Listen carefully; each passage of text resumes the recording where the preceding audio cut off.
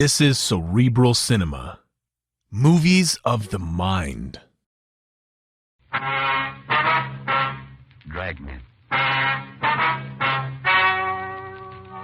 Ladies and gentlemen, the story you're about to hear is true. The names have been changed to protect the innocent.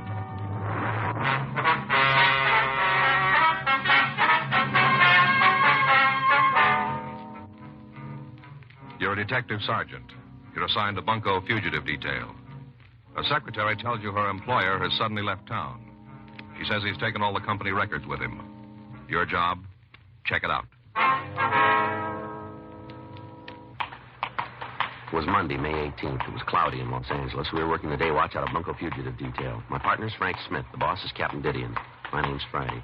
We were on our way back from lunch, and it was 1:46 p.m. when we got to room 38. Bunko fugitive. Sergeant Friday? That's right. They told me to see you. Yes, ma'am. It's my partner, Frank Smith. How do you do? Good afternoon. My name is Gibbons. Clara Gibbons. Would you like to sit down there? Thank you. All right. Well, Yes, ma'am. it isn't anything when you put your finger on it. At least, it isn't anything I'm sure of. Mm-hmm. Wasn't even my idea. Coming to the police. Mama said my mother advised me to discuss this matter with you. I see. She's always claimed there was something funny about my job. She says this just goes to prove it. I'm sure she's mistaken. Sure, Mr. Orlean wouldn't do anything wrong. Mr. Orlean? Oh, he's my boss, my employer, Henry Orlean. Mm-hmm. The thing is, he's disappeared. Yeah. All of a sudden. And when did you see him last? Friday. Friday evening when I left the office, 5 p.m. Have you checked with his home? I don't know where he lives. He never told me. I see. He's never gone out of town before. Not since I started working for him. Well, how long has that been? 7 months. 7 months on the 3rd. What kind of business is he in? Uranium. Uranium stocks. Mm-hmm. Multiple Uranium Investments Incorporated. That's the name of his company. I see. Well, don't the other employees have any idea where he went? There aren't any other employees. I'm the only one. Oh, I see. Have you talked to missing persons? No, I haven't. You see, Mama doesn't think he's missing. She says he skipped out, that he's a crook. Does your mother know this, Mr. Orlean? Only what I've told her about him. They've never met. She's been suspicious from the very beginning, though. Afraid I don't follow you. Well, it's kind of hard to explain. How's that? You see, the thing is, Mama just can't understand why he ever hired me. Hmm? The employment office sent me to see him, along with 7 or 8 other secretaries. Mr. Orlean picked me out from all the rest. Was there something strange in that? Well, the truth is, I'm not much of a stenographer. Not a real good one, that is. I get kind of nervous whenever I have to take dictation, and my typing's just fair, too. I could do real clean copy if they'd just let me take my time, but they never do. Is that right? Except for Mr. Orlean. He doesn't rush me or get me all upset. It's the first time I've ever been able to hang on to a job. Pays awful good. $20 a week, more than I ever earned before. That's so. Mom couldn't believe it when I told her. She said there's a catch to it someplace. Mm-hmm. It'd be different if I wasn't plain. 2 or 3 of the other girls who tried out for Mr. Orlean, they were very attractive, and they all had nice clothes. Mm-hmm. Mama sure was surprised when I told her he'd picked me. There's a catch to it somewhere, that's how she put it. He's up to something, and he wants a secretary who's not too bright. Well, I'm afraid we're going to need more than that to start an investigation, Miss Gibbons. Yes, sir, I see. Well, thank you very much. Just a minute. Does he owe you any back wages? Oh, no, I'm paid up a month in advance. Mm-hmm. That was another thing that seemed funny. I mean, when you think about it now, it seems funny. Well, what do you mean? My being with him less than a year and him wanting me to take a vacation with pay, a whole month off. How'd that come about? Well, it was just last week, Monday. Mm-hmm. A week ago today when he brought up the subject. He said it was getting on toward summer and I ought to start thinking about where I wanted to go on my vacation. Yeah. I told him I didn't feel entitled to a vacation yet. He just smiled and said it was up to him to decide that. That he's the boss, wasn't he? Then he insisted I tell him just where I wanted to go. I couldn't think of any place at all, and he finally asked me why I didn't visit my sister in Hawaii. I see. She's married to a Navy officer stationed in Honolulu. I guess I must have mentioned her to Mr. Orland. I guess that's how I knew about her. Yes, ma'am, must be. But the idea of ever paying her a visit hadn't even crossed my mind. Mm-hmm. Well, I tried to argue with him, but he pretended to get mad and told me if I was a good enough secretary to deserve a holiday, he's going to see that I got it. Then he said he'd make up for it when I got back, that he'd really pour the work on. Mm-hmm. I knew he wasn't serious about pouring the work on, but it did seem like he really wanted me to go to Hawaii. Well, why didn't you take him up on it? Well, I meant to. I had my ticket. Round-trip flight. Mr. Orland paid for it, just like he said he would. Yeah. I was supposed to leave Saturday night. I sent Ann an airmail letter telling her all about the trip. That's my sister, Ann Burcott. Yeah. Well, Saturday morning, she wired me not to come. Her husband's being transferred in a week or two. Well, she wasn't sure where. Maybe back to the States. I see. Oh, I suppose I could have made the trip anyway, but it wouldn't be any fun going someplace where I didn't know anybody. I don't make friends very easy. Is that so? Well, I didn't know just what to do, whether Mr. Orland would still want me to take the month off or not. I went down to the office this morning to talk to him about it. He wasn't there. Everything was gone. Yeah? From the safe, all the records and stock certificates, everything. And corporation papers he had framed up on the wall, they were gone, too. Had somebody broken in? I don't think so. The door to the suite was locked when I got there. I had my key. And what about the safe? I don't understand. Well, was the safe open or closed? Closed. Well, how'd you happen to look inside? I telephoned my mother and told her that Mr. Orland wasn't there, and she said I'd better check and see if anything was missing. Said it sounded to her like he'd skipped out. Mm-hmm. After I looked in the safe, she told me to get in touch with the police. Well, now, just exactly what sort of business was this uranium company? Mr. Orland invested in various uranium stocks. For other people? Yes, that's right. Which bank did he use? Western National. The account's in the main branch. I'll give him a call, Joe. Yeah, okay. Well, there just wouldn't be any reason for him to run away, would there? Well, it's pretty hard to tell yet. I mean, he was doing a real good business. Well, that might be a reason. Oh? Do you know the names of his customers? Well, the people who invested in Mr. Orland? That's right. Mm-hmm. Well, I guess I could remember some of them. The books are gone, though. I wouldn't be able to recall them all. I see. The old customers, the ones who've been with us for several months, I'd remember them. Uh-huh. Was the business new when you started to work with it? Yes, sir, brand new. Did you find out anything? Yeah. Orlean closed out the multiple uranium bank account last Friday evening, a little before 6. 6? Yeah. Banks stay open late on Fridays, Oh, Joe. yeah, I forgot. How much did he withdraw? Just under 100,000. A lot of money. Yeah. I guess Mama was right about him. Starting to look that way. I should have known. From the beginning, I should have known. What? She's always right.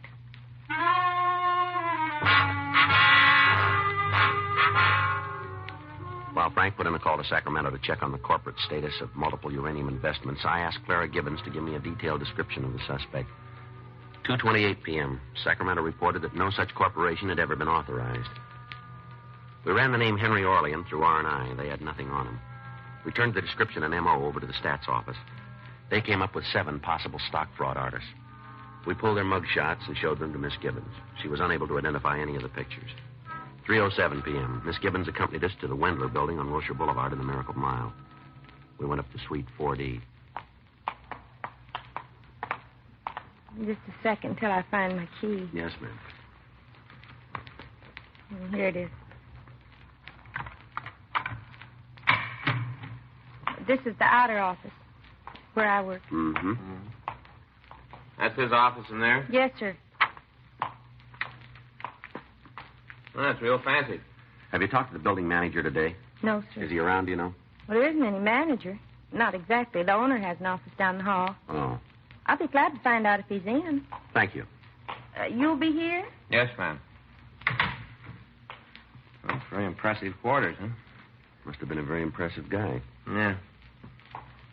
Look at that, Joe. I wonder what he had up there. Hmm? Up on the wall. See that spot? Looks like there used to be a picture or something. Well, those in corporation papers, maybe, huh? Phonies? I don't know. As far as the state of California is concerned, they're phonies. Mm-hmm. This is Mr. Wendler. Mr. Wendler is Sergeant Friday.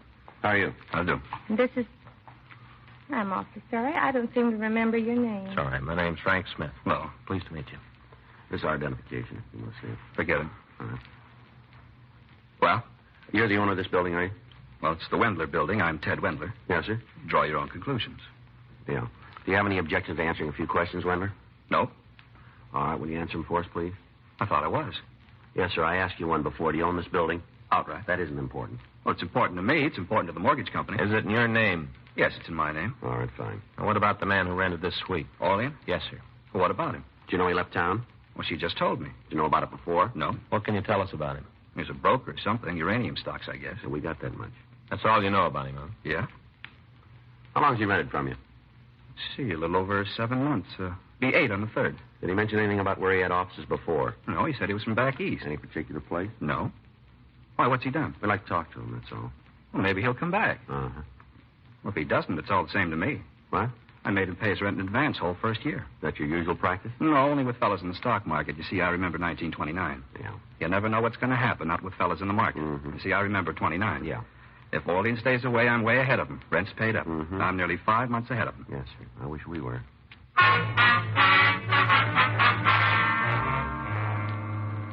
Ted Wendler confirmed Miss Gibbons' description of the suspect and insisted he could tell us nothing further about the man. While a crew from the crime lab went over the offices, we again questioned Clara Gibbons. She gave us the names and addresses of some of the people who had invested money with Orlean. 4:48 p.m., the crime lab reported that they'd been unable to discover any useful fingerprints in the suite. The only physical evidence they had uncovered was a copy of a prospectus which purported to list various securities owned by multiple uranium investments. It had fallen behind a filing cabinet. The next day, May 19th, Frank and I checked with several of the uranium companies listed on the prospectus. They all informed us that none of their stock had ever been purchased by Multiple Uranium Incorporated or Henry Orlean. 3:13 p.m., Frank and I drove out to interview one of the victims. Would you like to sit down? Thank you. Miss Custis, do you know a man named Henry Orlean? Yes. Yes, I know him. Why? Did you ever invest any money with him? $5,000. Nothing's happened to Mr. Orlean. We aren't sure yet. How'd you happen to give him the money? Well, it was some insurance my husband left me. Yes, ma'am. I'd kept it in savings. Didn't bring in much interest. When I heard about Mr. Orlean's company... Where'd you hear about it? Do you remember? At the hospital. Ma'am? St. Agnes Children's Hospital. Oh? I spend a day a week there helping out in the charity ward. I see. I'm on some of the committees, too. You know, fundraising, things like that. Yes, ma'am. Oh, I'm not one of the big people behind the work, but somebody has to get out and dig for the little donations, too. Yes, ma'am, they do. And I have quite a bit of free time now. Do you remember who it was that first mentioned Mr. Orlean to you? I think it was Mrs. Lorrington. Warrington? Yes, Mrs. Arthur Lorrington. You must have heard of her. She does so much charity work around town. She's very prominent socially. Yes, ma'am. Just what did she say about Mr. Orlean's company? Well, she wasn't talking to me exactly. One afternoon, when she was showing some people the plans for the new clinic, Mm-hmm. I guess she was asking them for some contributions. That's how it sounded. And one of the ladies said it all depended on how well her husband's stocks did during the next quarter. I see. And Mrs. Lorrington laughed and told her her husband ought to be in multiple uranium, but he wouldn't have anything to worry about. Go on. Well, that was all I heard. They went on to the next room. Afterwards, I got to thinking, if this uranium stock was good enough for Mrs. Lorrington, maybe I ought to check into it. You know, you're always hearing about people making fortunes in uranium. Yes, ma'am. Well, I looked up the company in the phone book and talked to Mr. Orlean.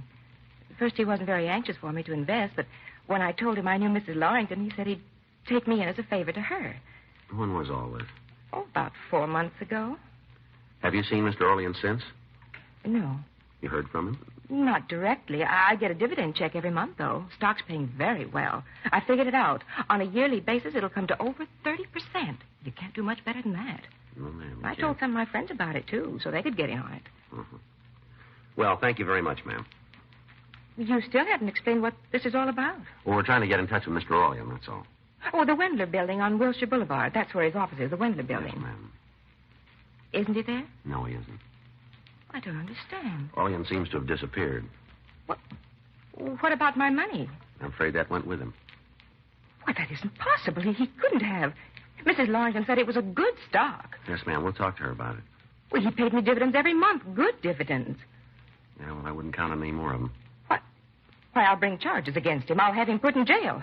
He'll find out. But that's all you need, isn't it? Somebody to bring charges? No, ma'am, not quite. Well, what do you mean? We need him.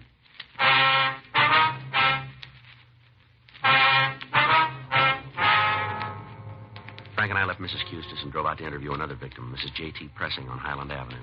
She told us that she had invested $8,000 in multiple uranium. She also told us that she had first heard about the stock through a friend who was on the fundraising committee for St. Agnes Hospital. We interviewed 3 more victims. All of them were in some way associated with the hospital or were acquainted with Mrs. Arthur Lorrington.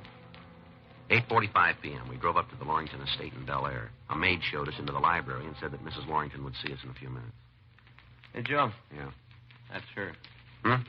Up there on the wall, that painting. That's Mrs. Lorrington. Yeah. Saw it in the Sunday paper once. Society page. Mm-hmm. Real honest to gosh artist did it. You don't say. Mm-hmm. Probably flatters her a lot. Maybe. Oh, it's bound to. What makes you think so? Well, it stands to reason, Joe. If all a person wants is a good likeness, a photographer ought to do the trick. Yeah. Artists know that, too. They do. Mm-hmm. Figures they want something else. Want to look better, so he flatters them. Oh, I see. That's the way it works. Are you gentlemen waiting for me? Ms. Lorrington? That's right. We're police officers. This is Frank Smith. My name's Friday. Well, I'm sure it's my husband you want to talk to. Unfortunately, he's in San Francisco on a business No, trip. ma'am. We'd like to talk to you if you don't mind. You know a man named Henry Orlean?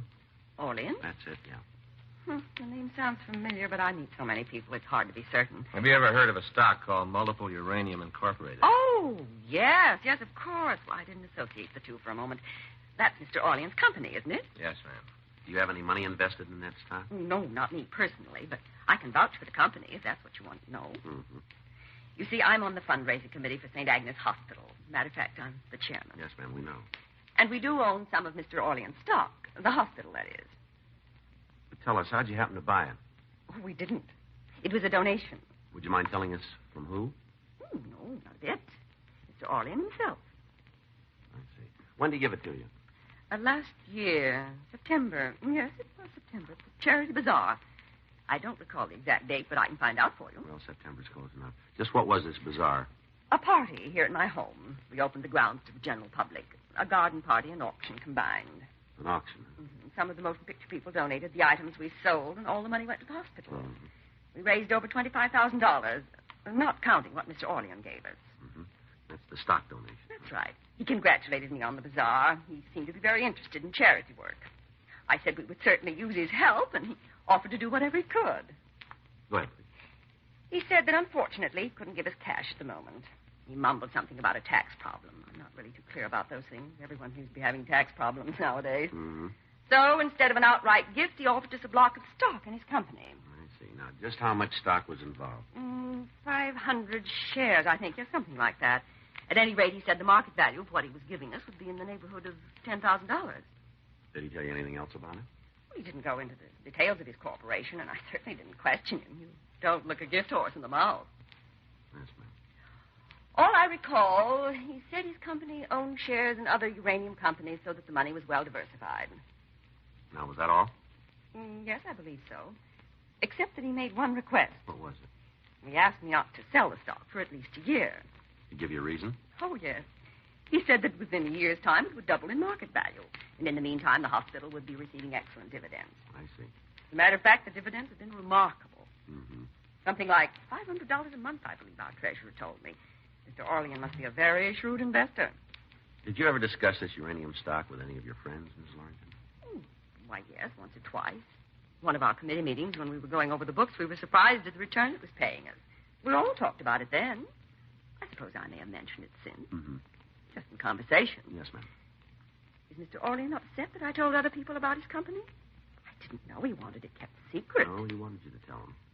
Well, then, Several people that you discussed multiple uranium with invested in the company as a result.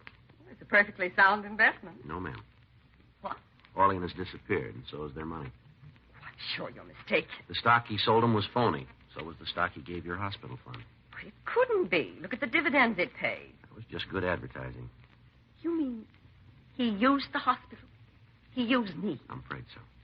I just don't know what to say. I've never been involved in a situation like this before. Yes, ma'am. It's terribly distressing. Well, I know it's not my fault, but I can't help thinking I should have been more careful, more discreet. Well, I'm sorry. I'm afraid you'll have to excuse me. I don't feel like talking anymore. I'm very upset. We understand. Anita will show you out. We'll find a way. Let's go. Oh. I was just looking at that painting up there again. You know, I was right, Joe. Hmm? Flatters her.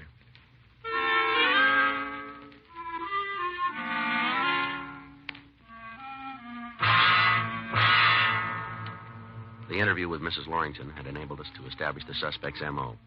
Additional bulletins were sent out alerting all police departments, charity organizations, and fundraising committees. During the rest of the week, we interviewed other victims of the stock swindle. None of them could furnish any additional information about the whereabouts of the man who called himself Henry Orlean. 3 weeks later, on June 9th, we received a report from the Chicago Police Department. They informed us that a man answering Orlean's description had worked an oil stock swindle in that city during the previous year. He had then used the name of Roger Norgett. They also told us that this Norgett was suspected of an earlier stock swindle in Kansas City. Neither the Chicago nor Kansas City police had a positive identification of the suspect, but in both cities, the M.O. had been the same. The suspect had donated a block of phony stock to a charitable organization, had paid very high dividends on the donated shares, and then had been able to acquire investments from private persons. Wednesday, June 11th, 3:17 p.m. Frank and I were in the office.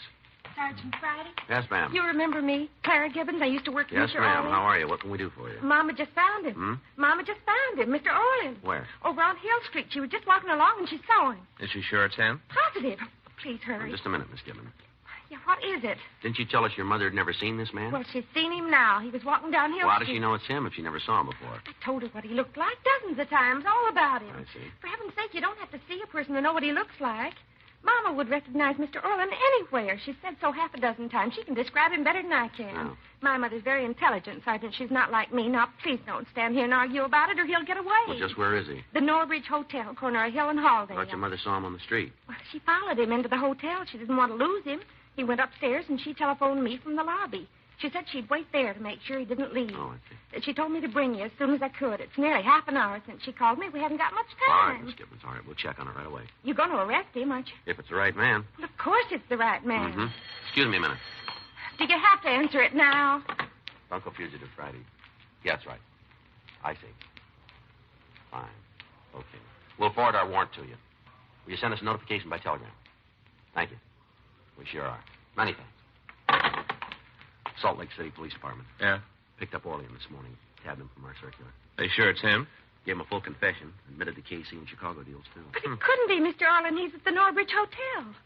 Well, Miss Gibbons, I'm afraid your mother was mistaken. I've never known Mama to make a mistake. Well, we all make them. Well, she's waiting for us at the hotel. What'll I tell her?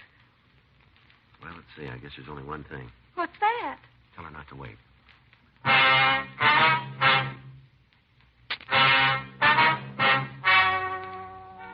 The story you have just heard is true. The names were changed to protect the innocent.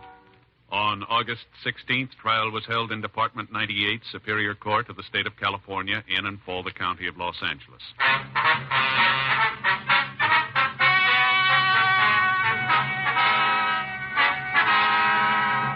Francis Caxton Wheatley, alias Henry Orlean, alias Roger Norgett, was tried and convicted of grand theft, 7 counts, and received sentence as prescribed by law. Grand theft is punishable by imprisonment in the county jail for no more than 1 year, or in the state prison for not less than 1 or more than 10 years. Holds were placed on the suspect by the states of Illinois and Missouri at the termination of his sentence in San Quentin.